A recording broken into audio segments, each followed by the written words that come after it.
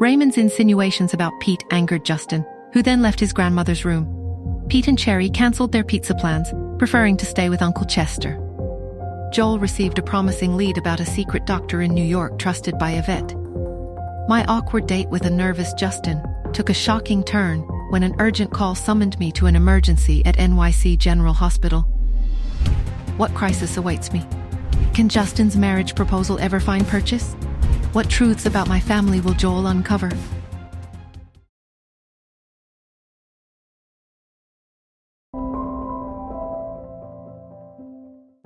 I peeled off my gloves, the familiar ritual grounding me after the intense focus required for the surgery. A few of the other attending physicians offered their congratulations, their words a murmur of respect. I pulled out my phone, a familiar warmth spreading through me at the thought of Cherry. I dialed her number. "Hey, sweetie," I said, my voice soft. "How are you doing?" "Mommy." Her voice, though a little sleepy, was bright. "Did the doctor fix the little boy?" "Yes, he's going to be just fine," I reassured her.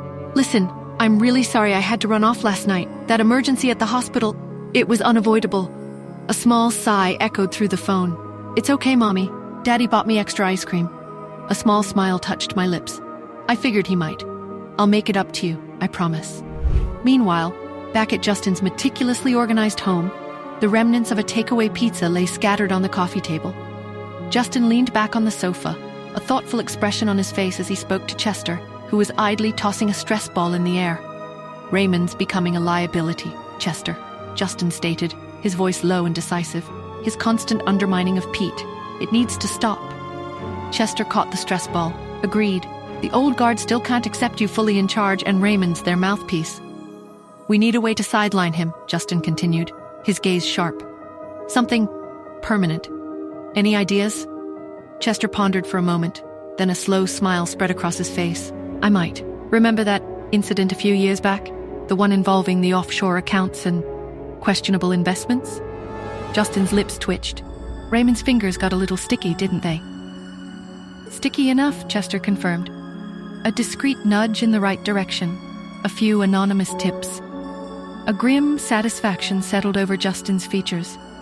"Make it happen, Chester. It's time Raymond learned his place." In Cherry's brightly decorated room, a whispered conference was taking place. Pete sat cross-legged on the floor, while Cherry perched on the edge of the bed, her brow furrowed in concentration. "The pizza didn't work," Cherry said, her voice a stage whisper. "Mommy had to go save someone's brain." Pete sighed. "Maybe she doesn't like pizza. Everyone likes pizza," Cherry declared with the unwavering certainty of a child. "We just need a better plan. Something super-duper romantic." Pete's eyes widened. "Like in a movie?" Cherry snapped her fingers. "Exactly. Flowers, candles, maybe even some singing." Later that morning, I finally found a moment to call Justin, the memory of my abrupt departure still nagging at me. "Justin?" "Nora." His voice was surprisingly subdued. "Everything all right?" "Yes, the surgery went well.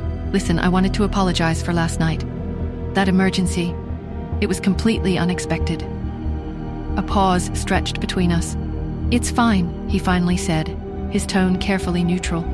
"Duty calls, I understand." But there was a coolness in his voice, a hint of disappointment that made me feel a pang of guilt. Meanwhile, in his dimly lit office, Joel's phone buzzed. He snatched it up, his anticipation evident. It was Quentin. "Boss." Quentin's voice was low and urgent. "You're not going to believe this." Joel tensed, his grip tightening on his phone. "What is it, Quentin? That DNA sample from Miss Smith? The one we compared to the old man's?" Joel waited, a familiar disappointment settling in. He already knew the answer. But Quentin's next words sent a jolt of pure shock through him. It's a partial match, boss, not to the old man. It's a partial match to the Marsten line." Joel's breath hitched. The Marstens. A name whispered with a mixture of awe and fear within certain circles of the Smith family's past. A powerful, influential family with a history intertwined with their own, and a connection to Ian that ran deeper than anyone currently living knew. "Partial?" Joel repeated, his voice barely a whisper. "What does that mean?" Across town, in a dimly lit internet cafe, Tina York hunched over a burner laptop, her face a mask of bitter resentment. She typed furiously, navigating through encrypted channels. Finally, a contact responded. "I need someone watched. Tina typed, her fingers flying across the keyboard. A woman. Goes by Nora Smith. I need to know everything. Where she goes, who she meets, everything. A reply flashed on the screen. And your price? Tina's lips curled into a venomous smile. Price is no object, but I want results. And I want them fast. This witch needs to pay. The relief from surgery was a distant memory now, replaced by a gnawing unease.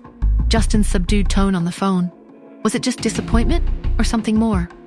And Joel's shock. A partial match to the Marsten line? What secrets did that powerful name hold? And how did it connect to Ian? Meanwhile, somewhere in the city's shadows, Tina's vengeful plot was taking shape, her target unknowingly going about her day. What information would her surveillance uncover? And how would it intersect with the other brewing tensions? Hi, Nora here. If you are wondering what happens next, then download the Pocket FM app and listen to the exciting episodes of Saving Nora Now with the link in the description.